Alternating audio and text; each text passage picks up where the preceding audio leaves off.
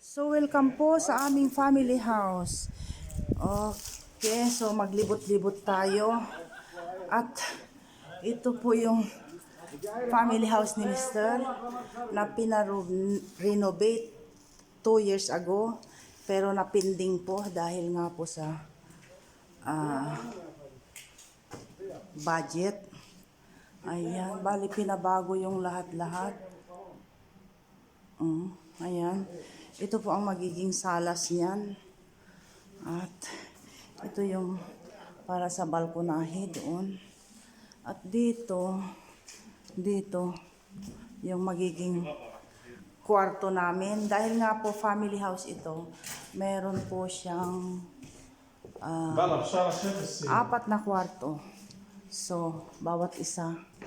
دخلك اتصل بالشارع ما الكشافسي بتاعي لك Bawat isa may kanya-kanyang kwarto daw para hindi mag-away. Ito naman, isang kwarto yan. Pero yun ang napili ko, guys. Yun nga ang napili ko na kwarto namin. Ayan. Tapos na. Oh. Ayan.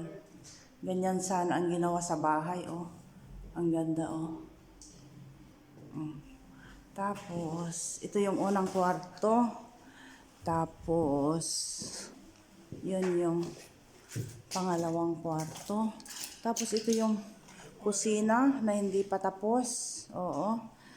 Kailangan pa ng cupboard dyan. Tapos, may ginawang parang decor din dyan. Ayan. Maluwang yung kusina. Kaya lang ang hindi ko gusto dito, guys. Yung yung bintana doon. Maliit lang. Maglalagay kami ng exhaust fan daw. Tapos ito yung salas nga. Tapos doon na hindi pa tapos, mayroon ding 2 kwarto doon. So, ito hindi pa tapos, ginagawa. Ayan, 1 kwarto dyan. May cabinet na dyan. Ayan. And then, yan. Ginawa din. Dyan, plano. Decor. And then, dito naman, guys. Dito, may 1 kwarto pa dyan. Na marami pang abubot. At ginawa din dyan ng design. Okay. So, from here, ganun po ang papalabas niyan. Ayan.